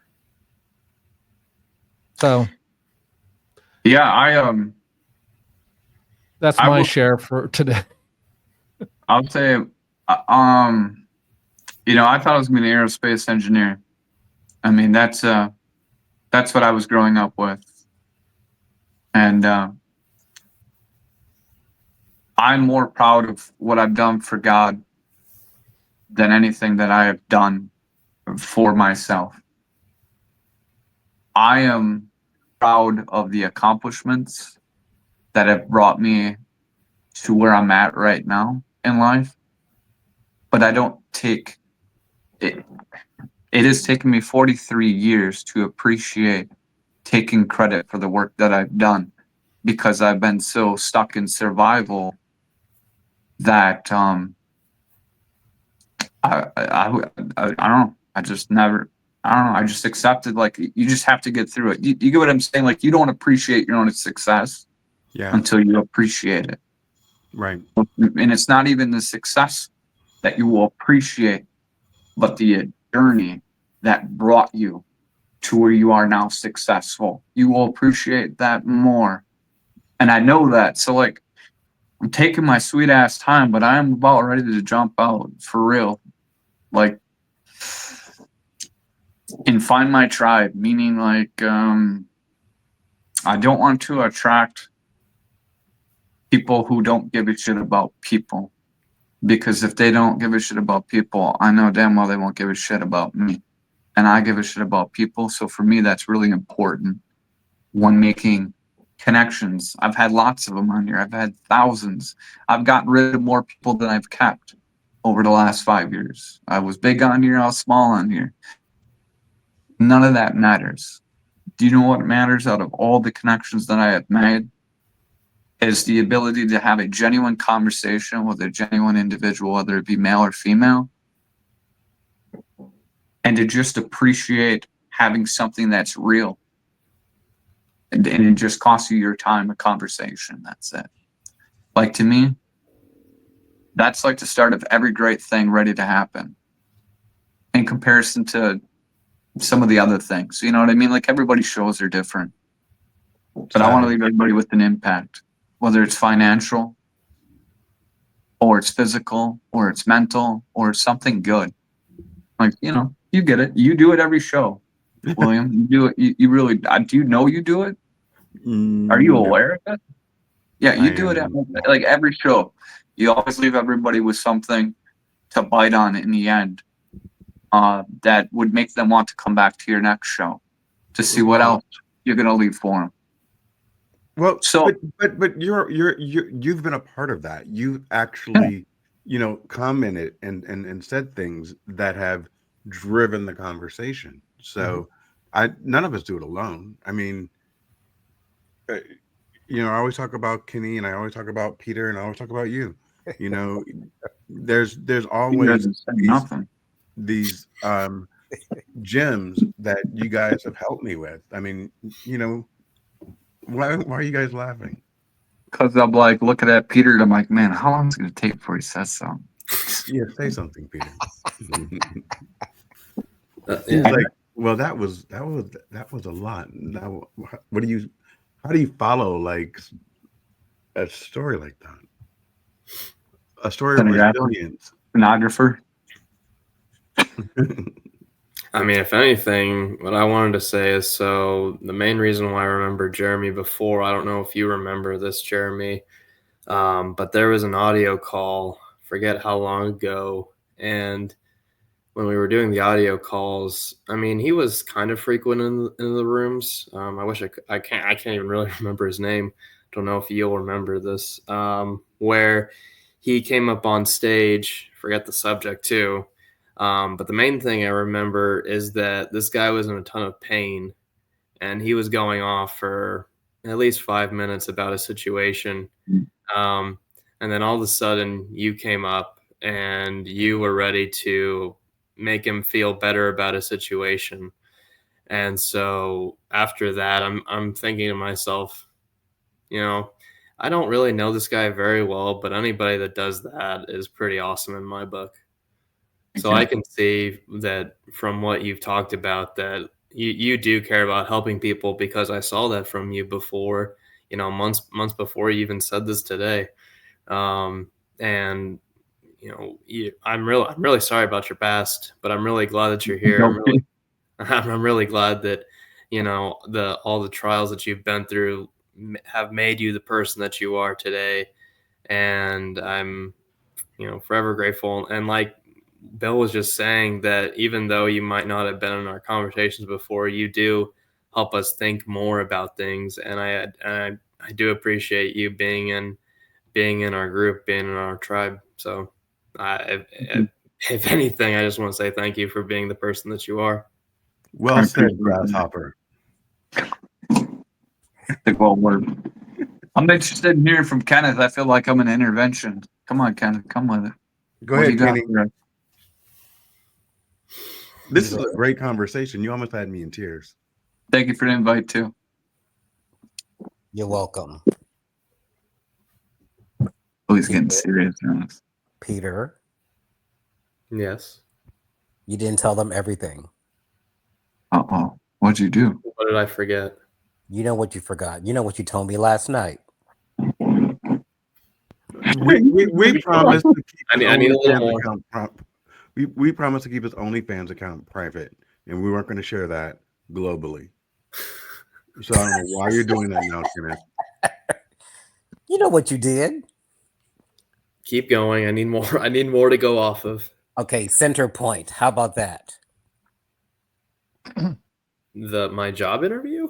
Yes. Oh, How is that related to what we're talking about? Like Jeremy just I said it. My brain just went. Jeremy just released his heart, and then you're like, "Hey, Peter, what about Centerpoint? What?" I love you anyway, Hey, Kenneth. Don't worry about it.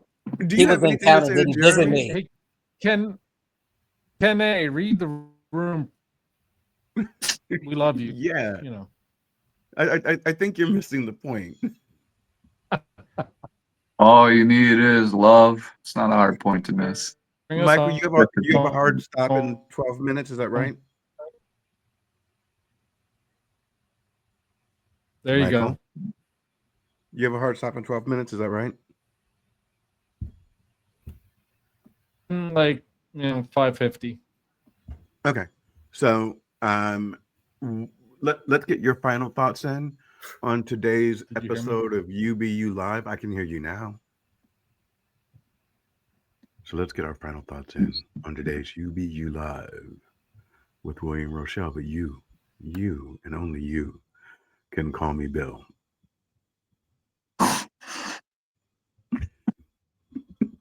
You got to stick with that. I like that. That's $1 million right there. Go ahead, Michael. Your final thoughts, my friend. Dr. LeBlanc, poet. Well, after Jeremy's deep sharing, I mean, this is what I've really, as some of you know, I went through a quadruple bypass last year. And it's really had me pivot on where I want to put my energy.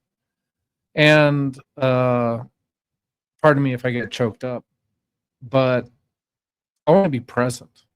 I want to be in the present. I want to bring attention and intention into the moment, because what the hell else is really that important?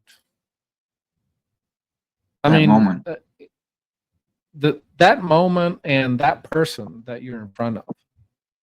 And I don't push metaphysical or religious ideas, but I think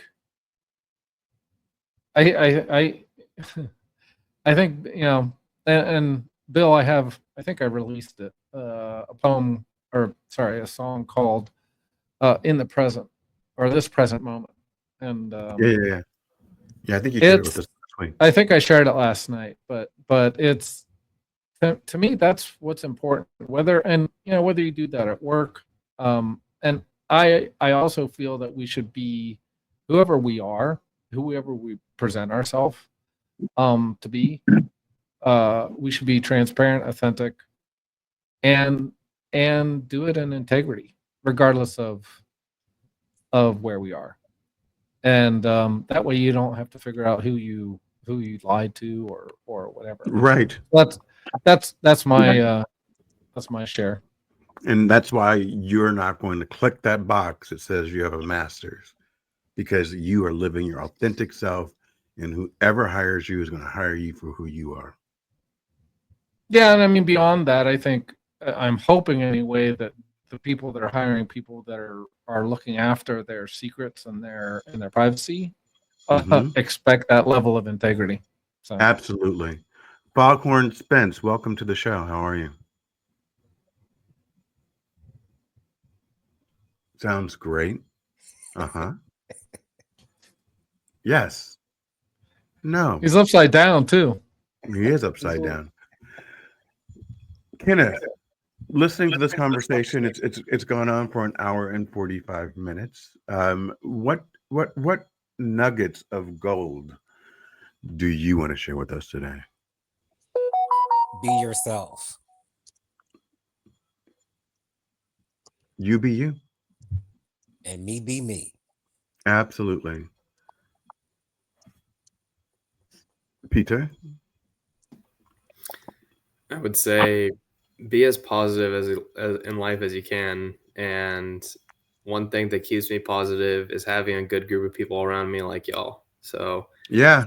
I like to be close to good people, good positive people. Helps a lot, helps you stay positive in your life. And if you don't have that group of people around you, find that, because that really helps you stay positive. And in any aspect of your life that's not going wrong, having good people around you helps a lot.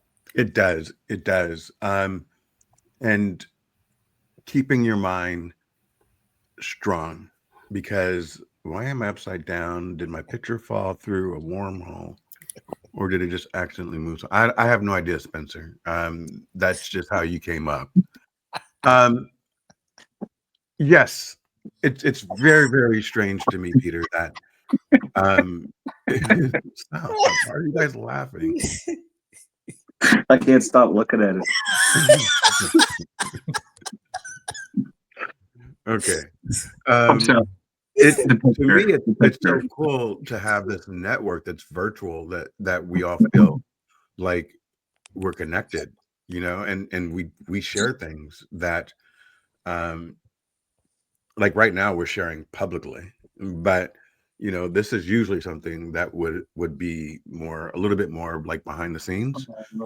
And I believe all of our stories help change someone else's life, because there's someone out there that doesn't recognize the impact that they have, and they think that they're stuck where they are, and don't understand that once you walk through the fire, God said, walk through the valley of the shadow of death. He didn't say pitch a tent. He didn't say stay there. You know, if you need to, like, just there's a rock there in the valley of death and you need to sit for a second because your feet hurt, but don't stay. You're not supposed to stay. You're supposed to walk through it. And that, my friend, is what you're doing. And not only are you doing it, Jeremy, but every time we talk, you remind somebody that they need to continue their walk. And my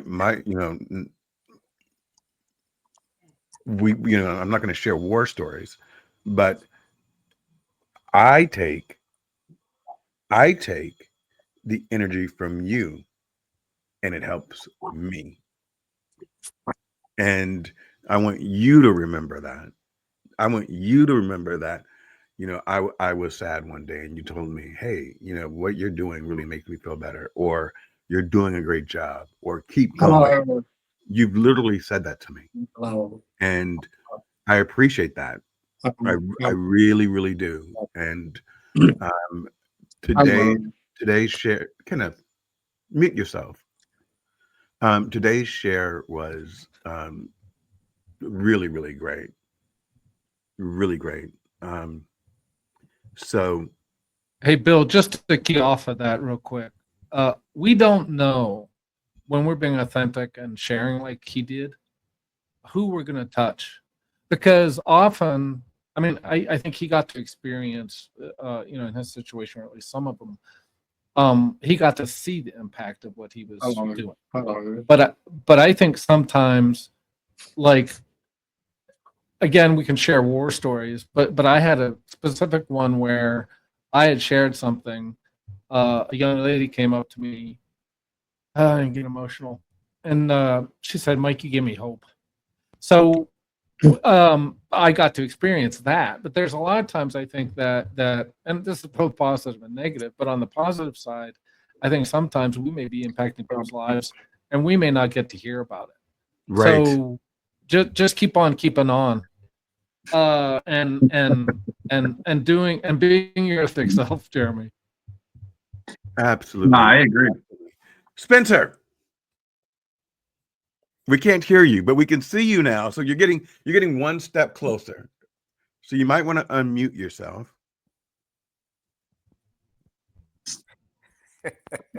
Technology.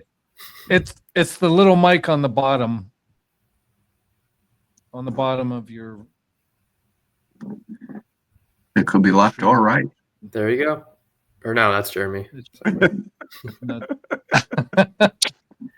I thought he actually got through for a second. Yeah, It's for by a the moment. it's by the little camera icon. Do you want to write down your question on a piece of paper and then hold it up? All the way from the UK. Right? We're going back Let's to just hope- rocks and sketches. Let's just hope it's not weather related, Bill. No, it's not. We even. can't help him Right. with his weather problems. Get me out of here, weather related. Oh, you got to bring it How are closer. you all? We are great, and we're happy to see you. We're happy to see you. What words of affirmation do you have for Jeremy? Because I know you listened to that whole thing, and it was like phenomenal. Oh, wait, did I hear you? A little louder. He speaks. Say something.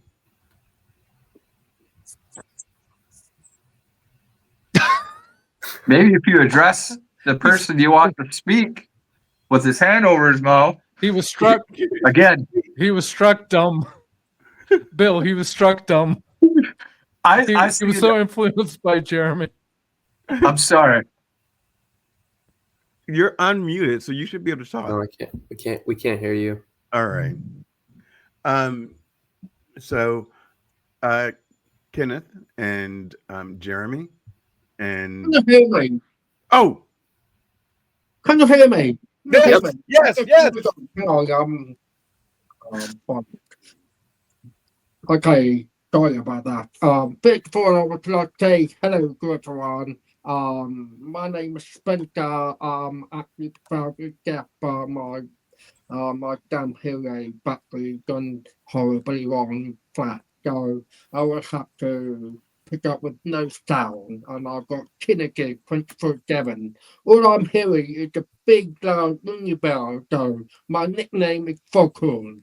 So the reason why I'm called Foghorn, speaking out really loud. So I don't know what my frequency is like. It gets loud or quiet. Okay, if it's loud, do wave at me. Say, hey, Spencer or Foghorn or whatever you can name me. Okay, slow down. You're speaking out too loud. Anyway, I want to say one thing about Jeremy. My God, I take my hat off you. I mean, what you have just said is absolutely, you've hit the nail.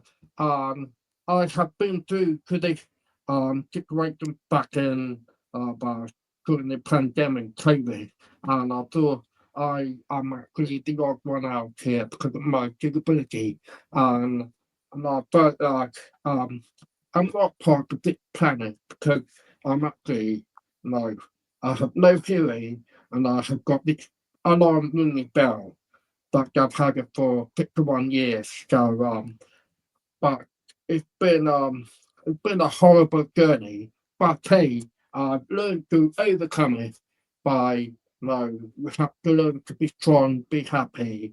But what you said over the time about what's happened to you in your life, it's really, really moving. And if you ever come down to the United Kingdom, I would buy you a pint, and we will have a then the hour to minute to a second talk about life. I mean, I don't know what it's like in Colorado. I pretty him the weather is absolutely gorgeous compared to the at the moment my weather right now is absolutely crap.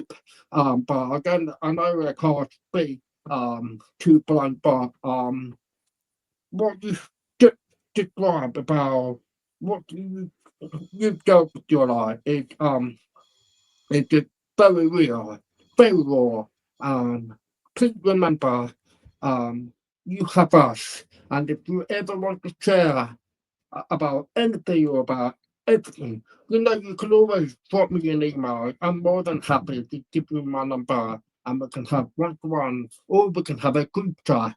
Do not be frightened. I mean, we are human beings. Absolutely. I mean, we all have a heart. And not many people have that kind of empathy. I do because I've worked with the NHS for 9 years. The NHS stands for the National Health Service, and I've worked with people with neurodiversity that includes ADHD, bipolar, autistic.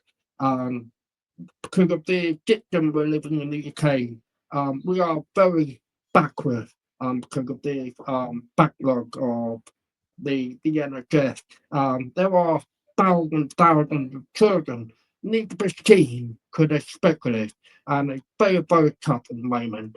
But at the end of the day, we all have people with a heart. So if they need help, they can always talk about it. I know people are quite concerned about social media. There's a lot of funny things going on about how people behave toward the people on the internet. There's a lot of bad troll going on the internet. But you need to choose the right people, someone you could trust, someone that click your heart. That will give you the right journey, like you felt like at the end of the tunnel. It's all about finding the right people, and you will get there. And I'm more than happy to engage with you. That's the problem with everyone, including Bill. I love your white pair of glasses, your glasses, Thank you. like a proper light cow. And I really you. want to part with your glasses. So again, thank you for inviting me again to be part of your group. I'm glad my microphone working, but I have to get one thing: my damn battery for my bloody hearing, and I cannot hear a thing. So okay, thank you everyone. And thank you to the guy. Oh my God, he's absolutely amazing. So thanks very much for your help. Thank you. Thank you. You're welcome. Oh, Jeremy, you Yes, just sir. made the entire show, my friend. Not my intent. I like to. No, you were beautiful. I You were appreciate it. beautiful. I see. I mean, I could do this for hours, and I mean, but I don't want to. But see, like, as much as like I want to help. I want to help people want to help themselves, to bring them to that place where it goes beyond professional. You know, it goes into the personal, and it positively affects business. It positively affects social interactions and changes by bringing about different ways of dealing with certain situations when the old ways are broken. And Yeah, clearly they're broken because they're repeated. yeah, yeah. Um, I am. I believe Jeremy and Peter, and Spencer, that Michael and I come from a different generation, and the fact that we are now as men able to say, Michael said it earlier, I'm getting emotional. That's a very hard looking guy right there, you know, Officer LeBlanc. And he's getting emotional. It is it no, but seriously, I mean, we I get couldn't it. say that. We're told, man up, you know, and that's Can I say it? That go ahead. man up, that man up. So in Colorado, I hadn't cried except for when I left, and I didn't cry until he saved my life. I didn't cry when I got pushed off the mountain. I didn't ask him to save me. I didn't ask him to forgive me. I just said I did my best and I saved my own life. Not knowing that that was going to work, but it worked. But my point is like nothing compares. Like all the things that I've wanted to do to help people, nothing compares like what he's done for me. And being able to witness it, not a second later, immediately. The very last thing I did, you guys, I'm gonna leave you with this. Because I didn't come to steal your show. I don't come to steal anybody's No, show. no, no, no, no, no, no. No I one just want thinking to that. say that though. But some people fucking hate it, and I understand why.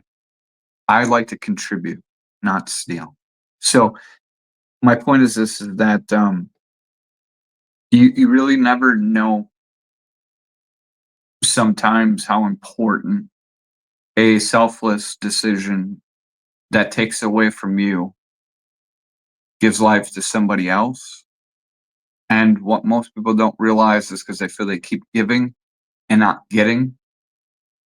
But what you're doing is you are getting. You're getting new space to fill that space with something that was better than what you gave away. And so the gifts just keep getting better. The giving keeps getting better. The love keeps getting better. The way people treat me, the way I treat other people keeps getting better. But in those moments, nobody knew. They treated me based on what they observed and seen, but they never see nothing else, you know? So it's like, it's hard to know the end result of what you're doing, even when people are hurting you, not understanding or knowing the results of what you're doing, and to take it anyway and forgive them, even if it's hurting you, even if it's your life on the line. Like seriously, like I can't say it enough. I will never have an Jeremy, argument Jeremy, there's about a it. saying, when you're getting flack, you're over the target. Sorry. What? Did you Wait, hear that? no, I said heard it. I didn't understand it. when you're getting when flagged. when you're getting flack, you're Oh. over the target. In other words, if you're getting negative feedback, now sometimes it's legitimate, but a lot of times if you're up against something that just doesn't make sense from a negative perspective, chances are you're doing the right thing. I've gathered that. Now, Well, I also want to say, and I'll leave you with this. This is my last thing. By the way, I can stay, but I believe that that a very wise man once said, "Love your neighbor as yourself." But in order to love your to know that you're well, in order to love yourself, and I'm not talking about narcissistic love, Right. talking about really kind of a healthy self love. Just know that you're loved, and I mean loved by an unquenchable source. And so when we are, Jeremy, when you're reaching out to someone like you did, you are the conduit. But there's something about it, at least it's been my experience, that the dividends that you get when you're helping someone are just unbelievable. Now, they may be emotional, they may not be monetary, but Yep. again, I don't think we know what the impact of I again, I think sometimes we get to see the impact, sometimes we don't, and that's okay, because I think if Well, we know anyway. that we're giving love, yeah, you can call it karma, you can call it whatever you want. I think it gets returned, and I know when I help people, particularly like if it's, I used to say if if it doesn't hurt, it's not enough. I don't really believe that anymore. But I think that it's incredible, what you talked about, and I am so grateful to Bill and the rest of the gentlemen here for sharing so openly. Thank you so much, And proud including of you, Mr. Jeremy. Spencer. Absolutely. Thank you. And Spencer as well. So, do you guys want to wrap it up? Hello. Peter said, yes, hell yes. I gotta leave at 5:15 to go pick up the fiance, so I'm good whenever everyone else is. Okay, so I'm going to end now. Okay. Kenneth will schedule, hopefully, maybe a go brunch later tonight, because you're going to go pick up your girlfriend, and after that, or your fiance. Then after that, maybe I'm free after that. Yeah, maybe we can get together again. Okay. I did write a new theme song for my show. So it's two parts, right? So the intro was played in the beginning, and so now I want everyone to stay for the outro. So everyone stay, don't leave, and we'll come back and we'll have a private conversation. Are you ready, Kenneth? Yes. Okay, because I want you to listen. So this is the second half of the song. All right, ready? Fuck it,